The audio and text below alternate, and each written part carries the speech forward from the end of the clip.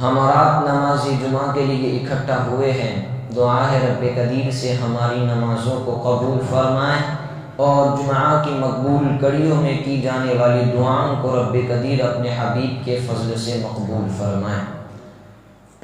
محترم سامعین، یاد رکھے اللہ تبارک و تعالیٰ نے ہمیں بے شمار نعمتوں سے نوازا ہے۔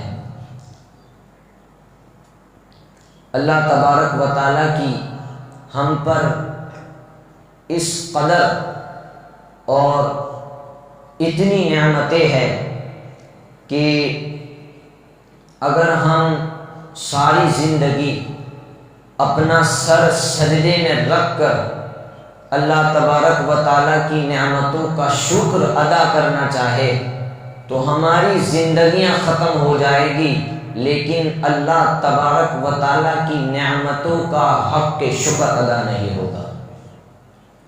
تو اللہ تبارک و تعالیٰ نے ہمیں بے شمار نعمتوں سے نوازا ہے۔ اللہ تبارک و تعالیٰ کی ان بے شمار نعمتوں میں سے ایک عظیم نعمت آزادی ہے، اور یہ آزادی ایک ایسی نعمت ہے کہ اس کو حاصل کرنے کے لیے قربانیاں پیش کرنی پڑتی ہے۔ قربانیاں پیش کرنے کے بعد جب آزادی جیسی نعمت نصیب ہوتی ہے، آزادی کی نعمت ملتی ہے، تو پھر پورے خطے کے اندر بہار آ جاتی ہے۔ اب کیونکہ 15 اگست آنے والی ہے تو اس مناسبت سے میں آپ کو آج جنگ آزادی کے حوالے سے کچھ باتیں بتانے کی سعادت حاصل کروں گا، جس کو حاصل کرنے کے لیے ہمارے علماء، ہمارے اکابرین، ہمارے مشائخ اور ہماری عوام نے بھرپور قربانیاں دی ہے۔ گوری چمڑی والوں کو ہند سے نکالنے کے لیے ہمارے اکابرین نے بڑی کوششیں کی ہے۔ تحریک آزادی میں اور جنگ آزادی میں ہمارے اکابر کسی صورت میں بھی اپنے مشن سے پیچھے نہیں ہٹے ہیں۔ سب کچھ آزادی ہند کے اندر ہمارے اکابر، ہماری عوام نے آزادی ہند کے اندر اپنا سب کچھ قربان کیا ہے، اپنی اولاد قربان کی ہے، اپنے مال و دولت کو قربان کیا ہے، بلکہ اپنی جانوں کے نذرانے بھی پیش کیے ہیں۔ آپ دیکھیں ہندوستان کی تاریخ میں آزادی ہند کے اندر مسلمانوں نے سب سے زیادہ قربانیاں دی ہے، لیکن آج مسلمانوں کی قربانیوں کو جان بوجھ کر کے چھپا دیا گیا ہے۔ آج مسلمانوں کی جانثاریوں کو اور مسلمانوں کی قربانیوں کو جان بوجھ کر کے گمشدہ کر دیا ہے۔ یاد رکھے آزادی ہندوستان اور ہندوستان کی تاریخ اور ہندوستان کے آزادی کی کہانی یہ مسلمانوں کے خون سے لکھی گئی ہے۔ یاد رکھے یہ ہندوستان کی آزادی کی کہانی مسلمانوں کے لہو سے لکھی گئی ہے۔ آؤ میں آپ کو تاریخ کے اوراق میں لے چلوں۔ آزادی ہند اور ہندوستان کی تاریخ میں اگر ٹیپو سلطان اور ان کے والد حیدر علی کے کارناموں کو بیان نہیں کیا گیا تو وہ تاریخ ناقص ہے، وہ تاریخ محض قصہ ہے، وہ تاریخ ناکام ہے۔ یہ ٹیپو سلطان حیدر علی کے بیٹے ہیں، اور حیدر علی یہ جواں مرد اور جانباز مجاہد ہے۔ ٹیپو سلطان کے والد حیدر علی نے ٹیپو سلطان کی اعلیٰ تربیت کی ہے، اعلیٰ تعلیم کا انتظام کیا ہے۔ حیدر علی نے اپنے بیٹے ٹیپو سلطان کو قرآن و حدیث کا علم سکھایا ہے، قرآن و حدیث کے ساتھ فقہ کا علم سکھایا ہے، انگریزی، اردو، فارسی، فرانسیسی اور فارسی زبان کی تعلیم دی ہے۔ حیدر علی نے اپنے بیٹے ٹیپو سلطان کو شمشیر زنی سکھائی ہے اور شہ سوار میں مہارت حاصل کروائی ہے اور فوج کا کمانڈر بنایا ہے۔ یہ حیدر علی نے اپنے بیٹے ٹیپو سلطان کو یہ سارا کچھ سکھایا ہوا ہے۔ اور ٹیپو سلطان مرد قلندر، مرد مجاہد ہے، اپنے بابا کی طرح بہادر اور ایک دلیر مجاہد ہے۔ ٹیپو سلطان نے جس دور کے اندر ہوش سنبھالا اس وقت ہندوستان کی حالات بکھرے ہوئے تھے، اس وقت ہندوستان انتشار میں تبدیل ہو چکا تھا۔ اورنگزیب عالمگیر علیہ الرحمہ کے وصال کے بعد جگہ جگہ پر خود مختار ریاست وجود میں آ چکی تھی۔ اسی صورتحال کا فائدہ اٹھا کر انگریز ایسٹ انڈیا کمپنی کے بھیس میں جال بچھا چکی تھی اور بنگال سے لے کر کے اودھ تک انگریزوں کی حکومت قائم ہو چکی تھی۔ ٹیپو سلطان یہ اسلام کا مرد مجاہد ہے، اسلام کا مرد قلندر ہے۔ لاہور سے لے کر کے دلی کی سڑک تک اور بنگال سے لے کر کے اودھ تک یہ انگریزوں نے حکومت جما لی تھی، اور انگریز یہ ٹیپو سلطان کے والد حیدر علی سے ڈرتے تھے، حیدر علی کی طاقت سے کانپتے تھے۔ اور ٹیپو سلطان کے والد جب حیدر علی کا انتقال ہوا تو ان کے انتقال کے بعد ٹیپو سلطان تخت نشین ہوئے، اور ٹیپو سلطان نے انگریزوں کے ساتھ 1767 سے لے کر کے 1799 تک ان عرصے کے درمیان 4 جنگیں لڑی، اور اس جنگوں کے اندر انگریزوں کے چھکے چھڑائے، انگریزوں کے چھکے چھڑائے، اور ان جنگ کے اندر ٹیپو سلطان نے اپنے جبا مردی اور اپنی بہادری کے وہ جوہر دکھائے، انگریزوں کی ریاست کے ساتھ مقابلہ کیا اور اپنی بہادری اور اپنی شجاعت کے وہ جوہر دکھائے کہ انگریزوں کو نہ کو چلے چبوانے پر مجبور کیا۔ یہ مسلم حکمران ہے، یہ ٹیپو سلطان مسلمانوں کا حکمران ہے۔ انگریز ان کے ڈر سے اور ان کے خوف سے کانپتے تھے۔ ٹیپو سلطان کے دل کے اندر اپنے وطن کی محبت اور اپنے وطن کو آزاد کرنے کا ایسا جذبہ تھا کہ جب ٹیپو سلطان میدان کے اندر شمشیر لے کر کے نکلتے تھے اور انگریزوں کے سر اڑاتے تھے، اس وقت یہ نعرہ لگاتے تھے کہ لوگوں سنو، یہ ہندوستان ہندوستانیوں کے لیے ہے۔ انگریزوں کو کاٹ دے جاتے اور یہ نعرہ لگاتے جاتے۔ تاریخ کے اوراق میں ان کا یہ جملہ لکھا ہوا ہے۔ انہوں نے ایک جملہ کہا تھا، انہوں نے کہا کہ ایک دن کی شیر کی زندگی 100 سالہ گیدڑ کی زندگی سے بہتر ہے۔ ٹیپو سلطان اسلام کے وہ مجاہد ہے جنہوں نے ہندوستان کو آزاد کرانے کے لیے بے شمار قربانیاں پیش کی ہے، بے شمار جذبے نچھاور کیے ہیں۔ اللہ اکبر، یہ اسلام کا مرد مجاہد ہے جنہوں نے ہندوستان کی تحریک آزادی کے اندر بھرپور حصہ لیا ہے۔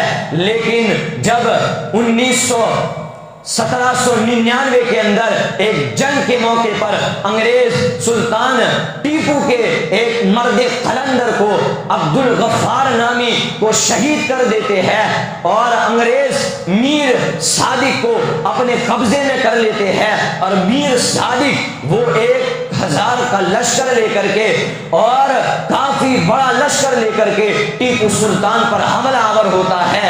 ٹیپو سلطان اس لشکر کے اندر کود پڑتے ہیں، جوا مردی کے ساتھ لڑتے ہیں اور جام شہادت نوش فرماتے ہیں۔ اس وقت آپ شہید ہو جاتے ہیں۔ یہ اسلام کے مرد مجاہد ہے جنہوں نے ہندوستان کے اندر ہند کو آزاد کرانے کے لیے بے شمار قربانیاں پیش کی ہے۔ لوگ ان سے ڈرتے تھے۔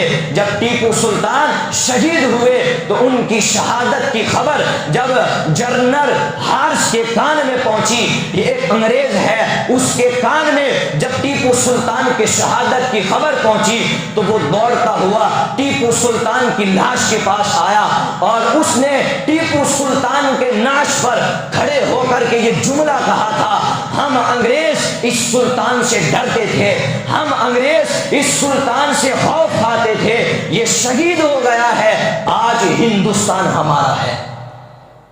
یہ اس وقت انگریزوں نے کہا تھا۔ تو تو ٹیپو سلطان نے اپنے وطن عزیز کے لیے بے شمار جان کی قربانیاں پیش کی ہے، اولاد کی قربانیاں پیش کی ہے۔ یہ اسلام کا مرد مجاہد ہے جنہوں نے ہندوستان کو آزاد کرانے کے لیے بے شمار قربانیاں دی ہے۔ آؤ میں تمہیں ایک اور تاریخ آزادی ہند کے گمنام ہیرو کی داستان سناؤ۔ نام علامہ فضل حق خیر آبادی ہے۔ یہ بزرگ ہے اور ہمارے مسلک کے بہت بڑے امام ہے، بہت بڑے جید عالم ہے، بہت بڑے فاضل ہے۔ انہوں نے سارے علوم اپنے والد ماجد سے سیکھے ہیں۔ 13 سال کی عمر کے اندر سارے علوم سے فراغت حاصل کر لی اور صرف 4 مہینے کے اندر پورا قرآن حفظ کیا۔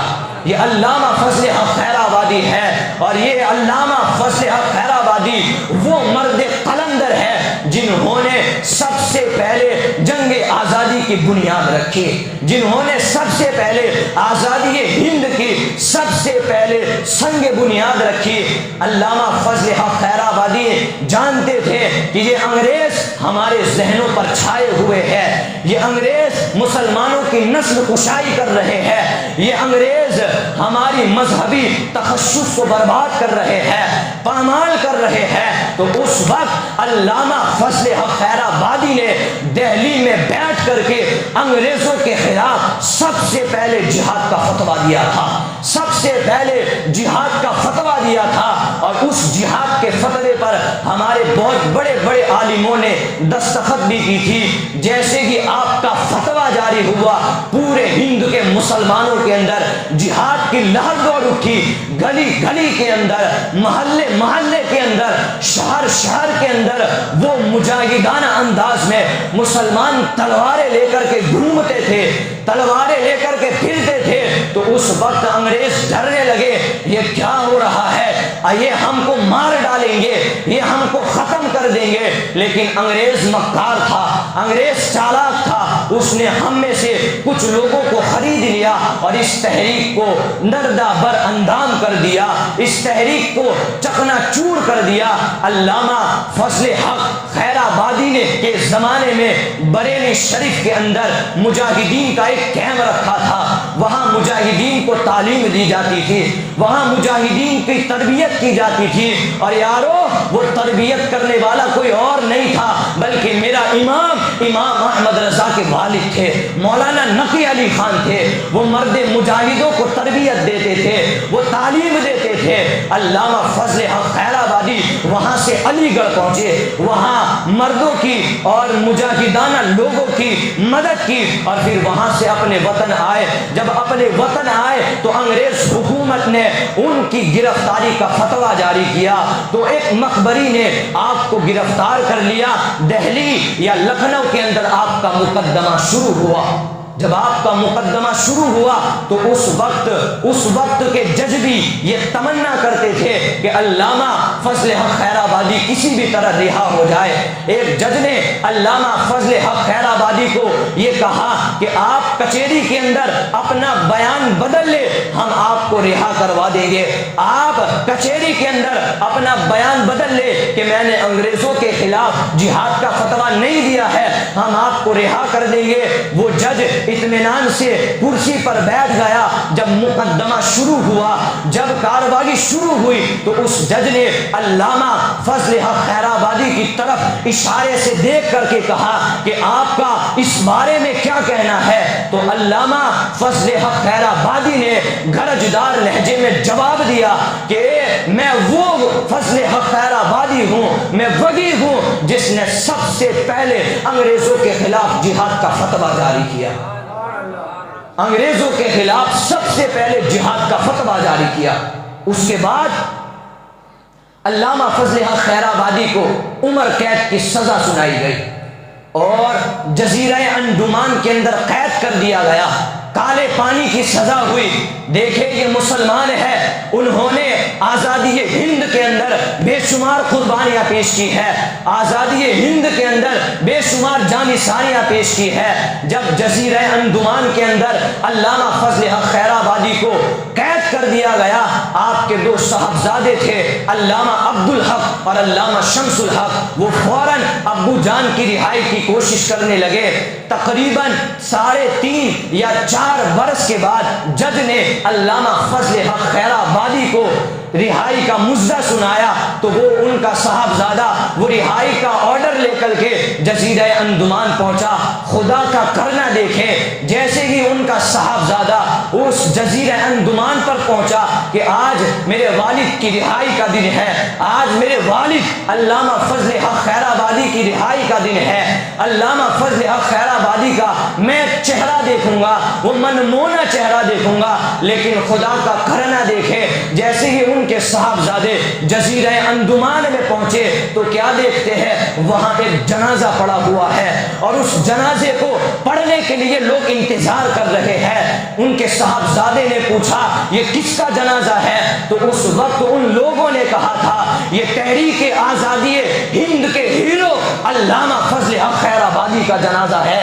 آج صبح ان کا انتقال ہو چکا ہے، آج صبح ان کی وفات ہو چکی ہے. بیٹے نے غم سہ کر کے نماز جنازہ پڑھوائی. یہ مسلمان ہے جنہوں نے آزادی ہند کے اندر اپنا سب کچھ قربان کیا ہے، اپنی جان کے نذرانے پیش کیے ہیں. وہ کسی نے کہا ہے کبھی زلزلہ تو کبھی طوفان آئے گا، کبھی موت سے بھرا سامان آئے گا، اور جب بھی کرنی پڑے گی اس ملک کی حفاظت تو سب سے پہلے مسلمان آئے گا، سب سے پہلے مسلمان آئے گا.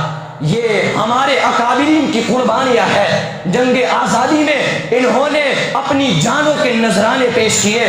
آؤ میں آپ کو تحریک آزادی ہند اور تاریخ آزادی ہند کے ایک گمشدہ ہیرو کی تاریخ بتاؤں. نام ہے سید کفایت اللہ کافی علیہ الرحمہ. بہت بڑے بزرگ ہیں، ہمارے مسلک کے جید عالم ہے، عالم بھی ہے، فاضل بھی ہے، بہت اچھے طبیب بھی ہے اور بہت اچھے شاعر بھی ہے. انہوں نے بھی دیش کی آزادی کے لیے اور ملک کی آزادی کے لیے انگریزوں کے خلاف جہاد کا فتویٰ جاری کیا تھا، اور انہوں نے بھی انگریزوں کے خلاف علم جہاد بلند کیا تھا. انہوں نے ایک فوج تیار کی تھی مجاہدین کی انگریزوں کے ساتھ لڑنے کے لیے.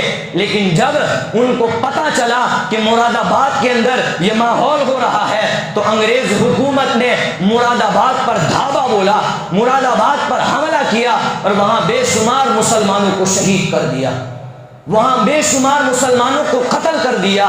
یاد رکھے یہ تحریک آزادی کے اندر ہمارا بھی بہت اہم کردار رہا ہے.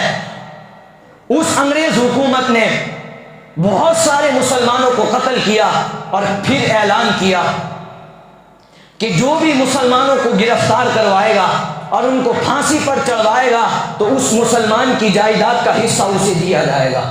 انہوں نے یہ اعلان کروایا تو بے شمار مسلمان اس وقت شہید ہوئے، بے شمار مسلمانوں کو اس وقت قتل کیا گیا. اور ایک بدبخت نے یہ انگریز حکومت سے مطالبہ کیا کہ اگر میں سید کفایت اللہ کافی کو گرفتار کروا دوں تو مجھے زیادہ حصہ ملنا چاہیے. اس نے سید کفایت اللہ کافی کو گرفتار کروایا، مقدمہ شروع ہوا، آپ کو جیل کے اندر ڈالا گیا. مورخین نے لکھا ہے، تاریخ گواہ ہے کہ سید کفایت اللہ کافی کے نرم نرم جسم پر گرم گرم استیریاں پھیری جاتی تھی اور ان کے زخم کے اوپر نمک چھڑکے جاتے تھے. یہ اسلام کے مرد مجاہد ہے، یہ ہندوستان کو آزاد کرنے والے افراد ہیں جنہوں نے اپنی جانوں کے قربانی پیش کیے، اپنے مال کی قربانی پیش کی. سید کفایت اللہ کافی کو موت کا پروانہ سنایا گیا کہ کل آپ کو موت کی سزا ہوگی، اور مراد آباد کے چوراہے پر ایک تخت سجا دیا گیا اور سید کفایت اللہ کافی کو اس قتل گاہ کی طرف لے جایا گیا. جب سید کفایت اللہ کافی اس قتل گاہ کی طرف جا رہے تھے تو اس وقت بھی حضور کی نعت پڑھ رہے تھے، اس وقت بھی حضور کی نعت پڑھ رہے تھے. وہ نعت مشہور ہے، سید کفایت اللہ کافی قتل گاہ کی طرف جاتے وقت نعت پڑھ رہے تھے، کوئی گل باقی رہے گا نہ کوئی چمن رہ جائے گا، پر رسول اللہ کا دین حسن رہ جائے گا، کوئی گل باقی رہے گا نہ کوئی چمن رہ جائے گا، پر رسول اللہ کا دین حسن رہ جائے گا۔ ہم سفیر و باغ میں ہے، کوئی دم کا چہچہا، بلبلیں اڑ جائے گی اور سونا چمن رہ جائے گا، اور اطلس و کم خواب کے ہی چاک میں تم گم نہ ہو، یہ بے کفن بے جان پر خاکی کفن رہ جائے گا۔ علامہ سید کفایت اللہ کافی نے یہ فرمایا، نعت کے اندر وہ نعت پڑھتے جا رہے تھے اور کہتے جا رہے تھے، دنیاوں کے بادشاہوں کی حکومتیں چلی جائے گی لیکن حشر تک نام و نشان پنجتن رہ جائے گا۔ انہوں نے کہا کہ جو بھی پڑھے گا صاحب لولاک پر درود تو آگ سے محفوظ اس کا تن بدن رہ جائے گا۔ سید کفایت اللہ کافی یہ فرماتے ہیں کہ سب فنا ہو جائیں گے کافی، لیکن حشر تک نام حضرت کا زبانوں پر سخن رہ جائے گا۔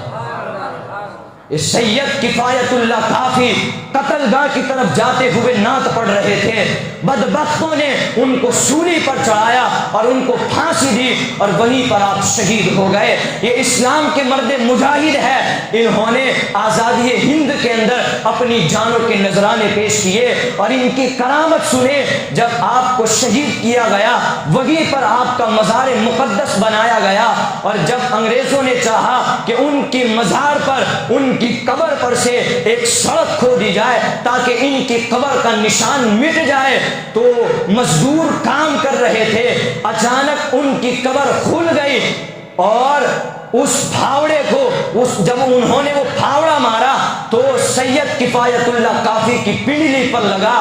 جیسے ہی ان کو یہ لگا کہ اندر کوئی ہے تو انہوں نے جیسے نکالا تو سید کفایت اللہ کافی کا جسم جس طرح شہید ہوتے وقت تھا اس طرح اب بھی باقی رہا تھا۔ یہ اسلام کے مرد مجاہد ہے، انہوں نے آزادی ہند کے اندر حصہ لیا ہے، اور تاریخ گواہ ہے کہ پوری آزادی ہند کے اندر 5 لاکھ سے زائد مسلمانوں کو شہید کیا، 5 لاکھ مسلمانوں کو شہید کیا ہے، اور دلی کی سڑک سے لے کر کے لاہور کی سڑک تک اس پر جتنے درخت تھے ان اکثر درختوں کے اوپر ہمارے اکابرین اور ہمارے علماء کے سر کاٹ کے لگائے ہوئے تھے۔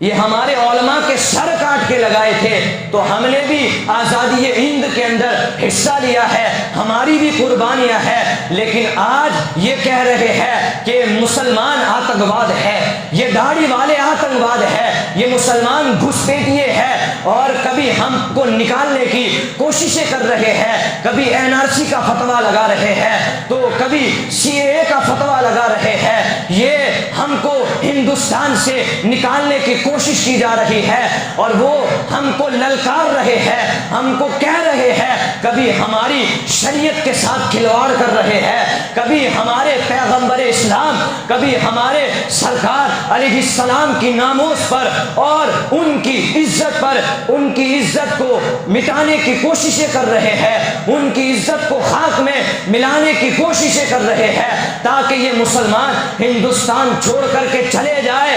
یارو، ان لوگوں کو پتہ نہیں ہے کہ ہم کون ہیں، اس کو پتہ نہیں ہے کہ انہوں نے کس قوم کو للکارا ہے۔ یارو، ہم خالد بن ولید کی روحانی اولاد ہے، ہمارے بابا کا نام عمر ابن خطاب ہے، ہمارے بابا کا نام سلطان صلاح الدین ایوبی ہے، ہمارے بابا کا نام طارق بن زیاد ہے، ہماری تاریخ کے اندر ایک محمد بن قاسم بھی ہے، ہماری تاریخ کے اندر ایک سعد بن ابی وقاص بھی ہے، جنہوں نے دریا کے اوپر پانی کی سطح پر گھوڑے دوڑائے ہیں۔ یہ اسلام کی تاریخ ہے، یہ بھول رہے ہیں انہوں نے کس قوم کو للکارا ہے۔ ہم سب کچھ فنا کر سکتے ہیں، ہم سب کچھ قربان کر سکتے ہیں، لیکن حضور علیہ السلام کی گستاخی یہ برداشت نہیں کر سکتے۔ یہ ہمیں تانے دیتے ہیں، ہمیں للکارتے ہیں تاکہ یہ ہندوستان سے نکل جائے۔ ہمیں غریب نواز نے بسایا ہے، کسی کے اندر ہمت نہیں ہے کہ ہم کو یہاں سے نکالے. تو یہ کل پرسوں 15 اگست ہے، تو آپ تمامی حضرات کی بارگاہ میں یہ عریضہ پیش کرتا ہوں کہ آپ ہمارے آزادی ہند کے جو شہداء ہیں ان کے نام فاتحہ خوانی کرائے، ان کو ایصال ثواب کرائے. ہم مسلمانوں نے جنگ آزادی کے اندر بھرپور حصہ لیا ہے، ہمارا بھی حق ہے. اللہ تبارک و تعالیٰ کی بارگاہ میں دعا ہے اللہ کہنے سننے سے زیادہ ہم کو عمل کی توفیق عطا فرمائے. وما علینا الا البلاغ. السلام علیکم ورحمۃ اللہ وبرکاتہ.